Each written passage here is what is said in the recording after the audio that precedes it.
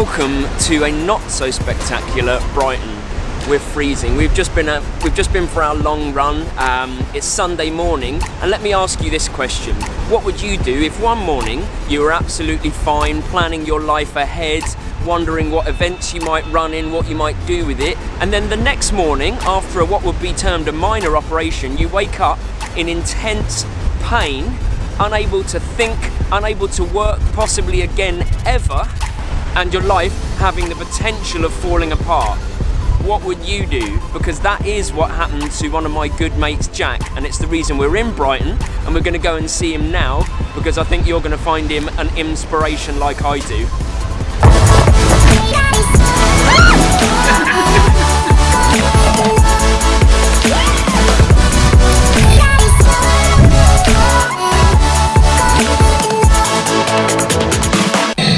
So a little background about Jack. We went to school together. We've been friends for nearly 30 years, I guess. We started in 1991. We didn't really get to know each other until our GCSE year when we studied drama and then theatre studies. We did A-levels together.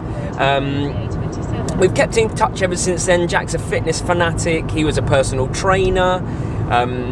He's insulin-dependent diabetic and has been since school. He is also one of the funniest and kindest people I know, a gifted actor and a good friend, and I really want you to meet him and just see what a great person that he is. So we're just heading to his house now in Worthing.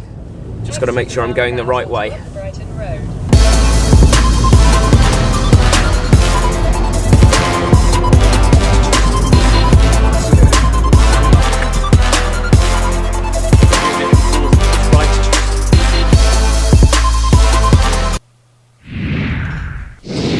I've just been editing this. I've been looking back at the footage that I got yesterday when I went and met Jack, and to be honest with you, I can't cut this down. I can't edit it. I usually like to make the vlogs really punchy, as short as possible, but I'm not going to today. I really think that Jack's story needs to be told. It's really important to see what someone who lives and deals with chronic pain every single day of their life goes through and how they use it to inspire others. So I'll forgive you if you want to skip on from this vlog now. It's what is coming up is 20 minutes of chat, me and Jack. Even the points where I try and change the camera angle because of the lighting and things like that, all the basic stuff, I'm leaving in there. It's too powerful to me. Jack's story needs to be told, and I want you to see it. So sit back and enjoy it, hopefully. If not, fair enough, and I won't be offended if you need to move on from this vlog right now, but I'll just tell you now that Jack's story is an inspiration to me, and I hope that you enjoy it. This is Jack. Hello. Hello, Jack. Hello, Ben. How are you? Nice to see you. We've been with each other for the last 4 hours, but I think a handshake for the camera. Yeah, nice and formal. Yeah. So I was saying, before we got here, I just did a little piece where I explained our background, you and me, and in that we went to school together, and we probably didn't really know each other properly until kind of drama, GCSE, and then theatre studies, A-level. The good old days. The good days. And then I didn't really want to touch on what happened after that because I wanted you to kind of tell the story, but you know, we kept meeting up. We both had dogs. We both had dogs called Billy, both border collies. They were very, very, very similar. They were lovely dogs. They're almost identical dogs. They were actually. Black and white, lovely dogs. And we used to meet up for coffees and bring the Billies, and we used to talk about the things that we were going to do in the future. And you were a personal trainer at that point, and I was just starting to get into. I was playing football, but just starting to get into triathlon, and you were thinking about triathlon as well. Yeah. And then, yeah, I mean, I'll let you explain it, but one day you were going to have what you'd call, I guess, a minor operation to help with complications from your diabetes. That's right, then no pain stuff. Yeah. What happened? Yeah, lots happened really. Just very quickly, you said something there that was really nice about I said something about the good old days and knowing each other in the good old days. My friend Claire Palmer, a very lovely person, she said something the other day that was really nice about the good old days. She said that when she's going through her day, she has to like constantly say to herself, "These are the good old days." Yeah. And that's always really stuck with me, because like I always kind of think like, you know, like we are presently in the good old days. So when I talk about the good old days being the past, these are the good old days. These are the good old days. Now. Anyway, I agree. That's a complete sideline, nothing to do with anything you're talking about, but that always makes me think of Claire. Hello, Claire. So what happened to me? I am type 1 diabetic. went in for an operation which was to do with a thing called allodynia, which is a type of neuropathic nerve pain. Like a lot of idiopathic meaning kind of pain that they don't really know what it's about. Like a lot of idiopathic pains, they didn't know why. They kind of thought it was to do with type 1 diabetes, but anyway, to cut a very long story short, they thought that the best thing to do would be do an operation on my chest, which is where the majority of my pain was, on both sides of my chest, and they would remove quite a lot of tissue. They actually ended up amputating my nipples, and that would kind of, for want of a better word, get to the root cause of the pain. But, and again, I didn't realise this at the time, but like a lot of kind of pain-related things, it actually ended up massively exacerbating and inflaming the issue and made my pain about 10 times worse. So that operation was, yeah, it was a massive kind of why in When my was life. that? That was 2012. Yeah. August 20th, 2012. So that was a yeah. big, yeah, it was a big kind of crossroads in my life, you know, and like a lot of these things, I went into hospital, and actually, you're talking about triathlons, I went into that, and I think I mentioned this in the blog thing that we did before, but I actually went into that hospital in Tunbridge Wells holding a triathlon magazine, because I was so, like, kind of psyched for when I came round after the operation that I'd be like reading the magazine. I and remember like, you saying you can train. That was because actually the operation was, of course, it was about getting rid of pain, but it was also about giving me the ability to like get my life back and get into training and do all that kind of stuff, because the training I was doing, actually running outdoors and that sort of thing, it was very, very painful having the clothing touching me. Yeah. So yeah, the whole operation was really about trying to actually get some control back and get my life back and to get training.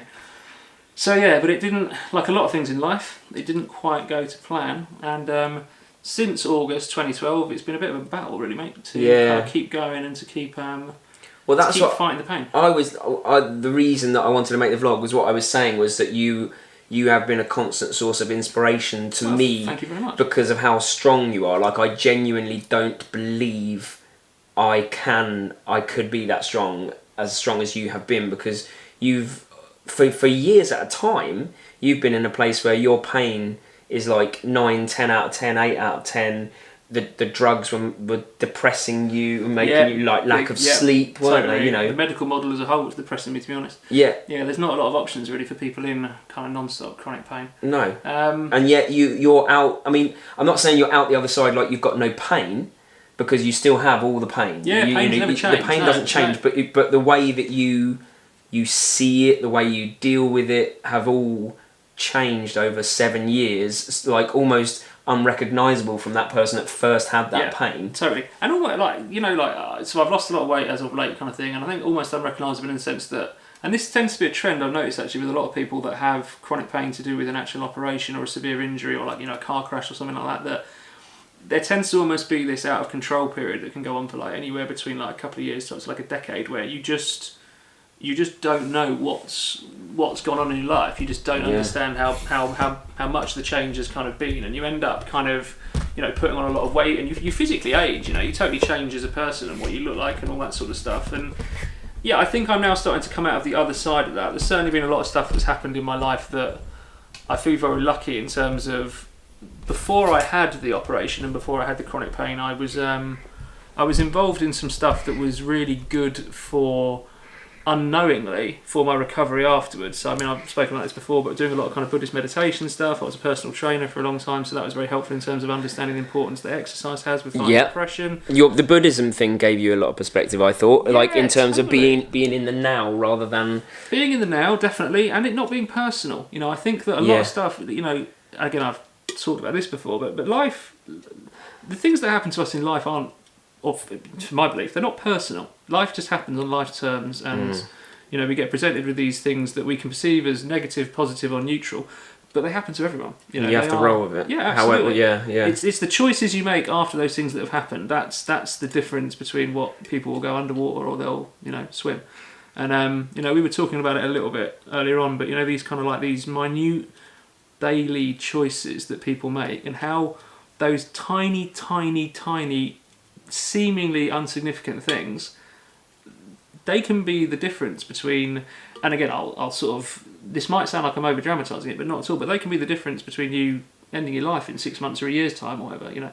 So I mean, we were talking a little bit about that kind of the snooze button thing you were talking about, and I just think that's such an awesome kind of example of just those tiny little choices and what a small victory and the message they can send. And you were talking about autonomy, and that's so true.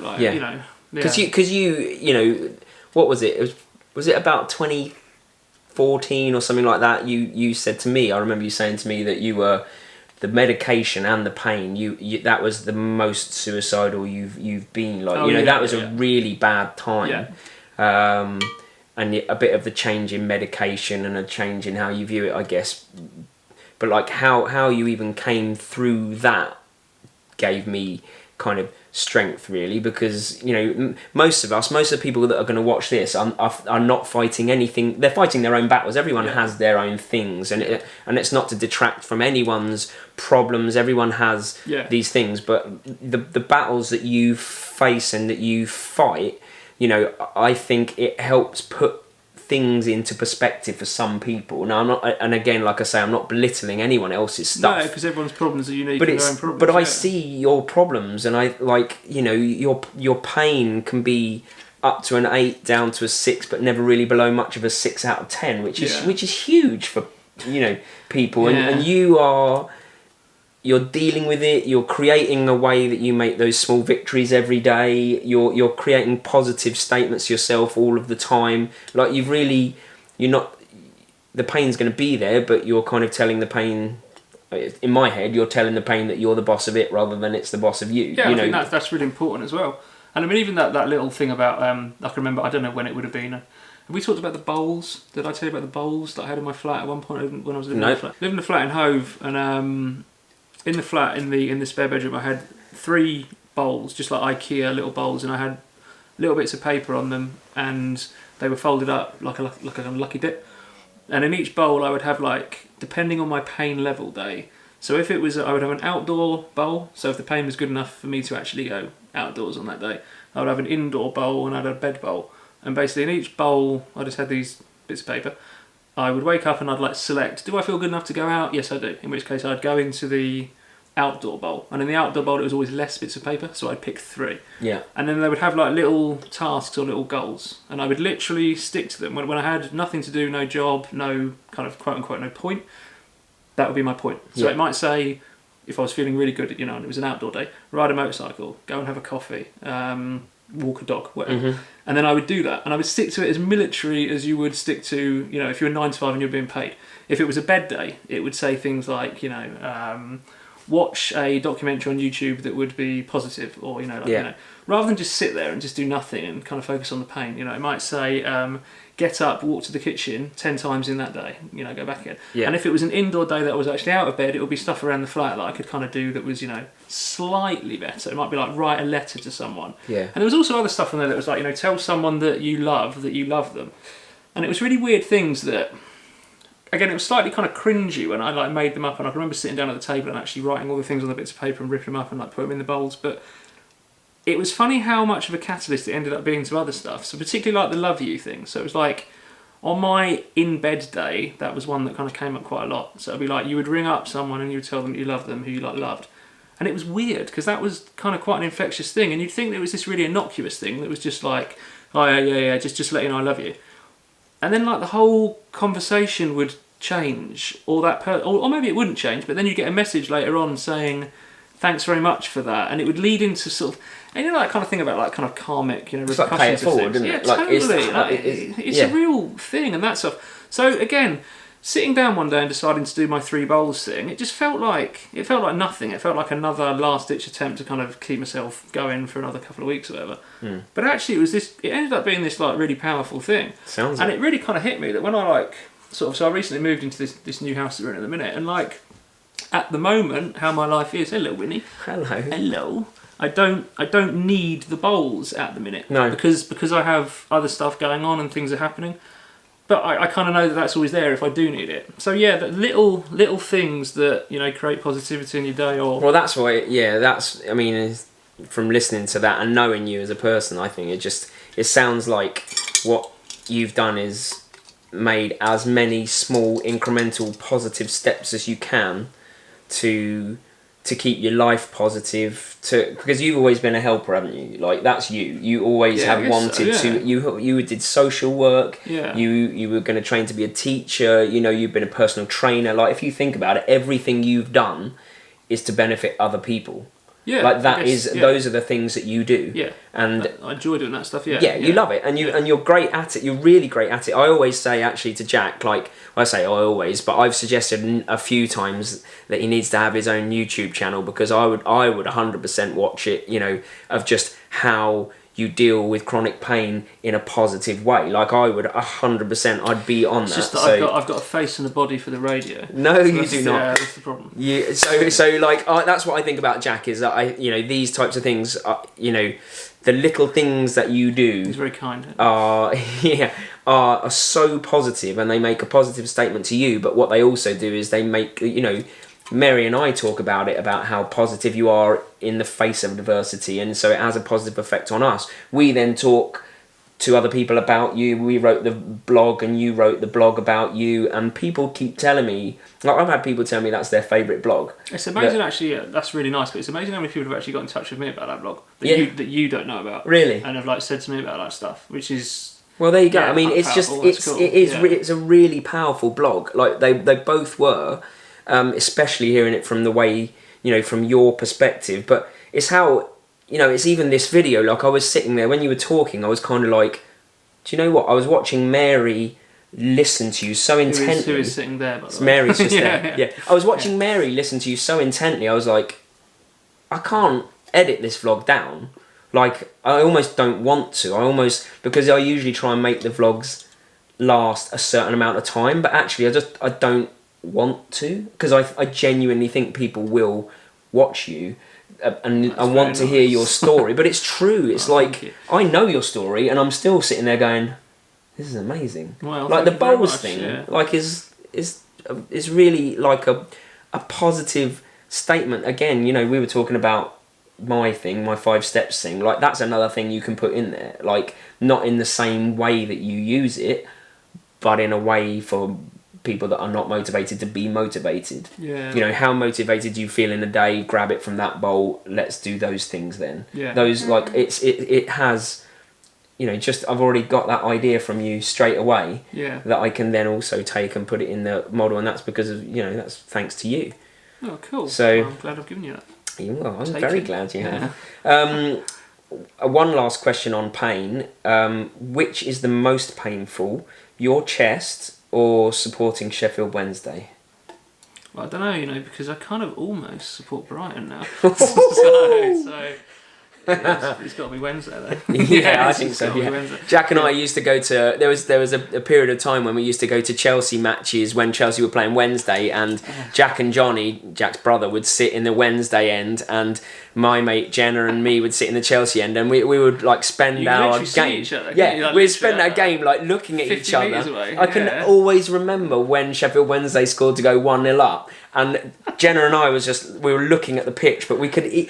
In thousands of people, you can see Jack and Johnny just staring at us, waiting for us to look round, so that you could then point. Do you remember it? I actually did. I can remember exactly where you were sitting at Stamford Bridge. I can remember where you really were. Odd, yeah. And then we had the same thing back. Like, I think Chelsea equalised, and we were trying to get Jack and Johnny's attention, and they were not willing to be that way.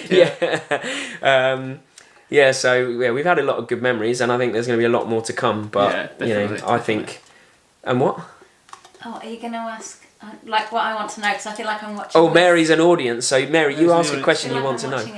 Well, I'll ask you so you can ask it, and you can edit me out on this bit because it doesn't make sense. Okay, Mary. I think you want to ask like what your next goals are. Yeah. Okay. Yeah. So, but. No, it's a valid question. Do you set yourself long-term goals, or do you see what unfolds in the days, weeks, months as you're doing the small goals that you do every day? Like, how do you kind of... I know people always ask these kind of questions, and they're like, oh, it's a really hard one to answer. But actually, that is a really hard one to answer, because I have, like... And again, this is because it's sort of I'm slightly kind of biased in a way with all the Buddhist stuff. So I do try and be as present as possible, and I do buy into that whole concept of, like, there is not, So I say this with respect because I need to come back to this in a second. There is that whole thing of like the future doesn't particularly matter because the present moment is the only thing we have, and that's what's so hyper relevant. But of course, the reason I say it with respect is because if you don't have an actual concept of the future, then that can make your present very kind of stuck and very well, what's the point, and no motivation and no kind of... So yeah, I kind of get that. I mean, I've always had this thing of like my main goal, it will sound like a very odd goal, but my main goal is just to be able to wear a t-shirt or a jumper without pain. Yeah. So that is obviously which sounds like a real odd one unless you're someone with... Unless you know you. Yeah. But, so that's my main goal in terms of my health. Yeah. Other goals sort of thing, so I mean I'm still doing my therapy training, so that's the Brighton University stuff, so that's kind of continuing to go on. That's taken a very, very long time because of course I'm in pain all the time. But again, that's you helping other people. Yeah, and that will be that is, and of course those choices have come around because I have to work within a parameter where I can't really go and do a normal job. I have to wear certain clothing, which is this stretchy modal stuff, so I can't wear uniforms or anything like that. So I kind of, you're very kind of shut down in what you can actually do in terms of jobs and stuff. So yeah, I think being a therapist would actually be a good job for me. So goals in terms of career-wise, that's kind of where I'm going for that. And then I know it sounds corny, I know it sounds cheesy, but just like the helping other people stuff, like anything I can do in the interim period that's helpful, and that can be literally having a good relationship with my neighbours, or that could be doing stuff with it. As you know, I'm kind of an active member of AA, that kind of thing. Yeah. That can be within the 12-step community. That kind of helping stuff is very infectious, and so it's almost like you don't need to look long term when your aim is to help people and make a difference day in day out. Like that, it's why do you need a long term plan when you really just want to help people? And of course, it's that selfish thing as well. It's like the helping people stuff. It is important, but it's massively selfish. It helps me. Helping people helps me. It's not selfish. You have to look after yourself before you can help people anyway. Yeah, so of course. I wouldn't look at that as selfish because you've always been someone that helps other people. To a degree, yeah, but it is. But you're helping you as well. Absolutely, 100%. It's that I get an enormous amount of validation for myself if I can. I'm also quite a chirpy bloke. I do notice that when I'm in the supermarket, I'm the guy that's talking to the person who's scanning my food, and I do notice a lot of other people that kind of aren't. And I find that kind of curious. But yes, I do kind of think that helping other people does it gives me a reason to tick.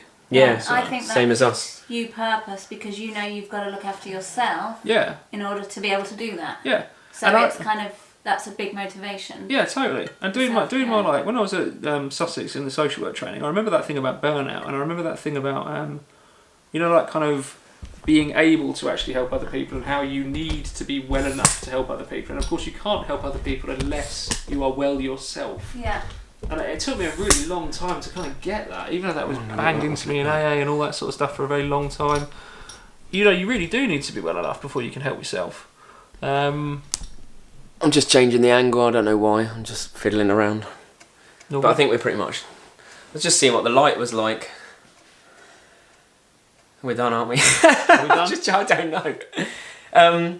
Yeah, so if you want to hear more from Jack, then you need to tell me, because then I can convince him to start his own YouTube channel, or at least be on mine more, because I think you've got a lot to give, and I know you want to help people, and whether that's just the thing that you do yourself, then that's all good. I'm not going to press gang you into doing a YouTube channel. It's not like I'm going to force you into it, but I just think I've always thought you're an interesting guy. Well, thank you very much, mate.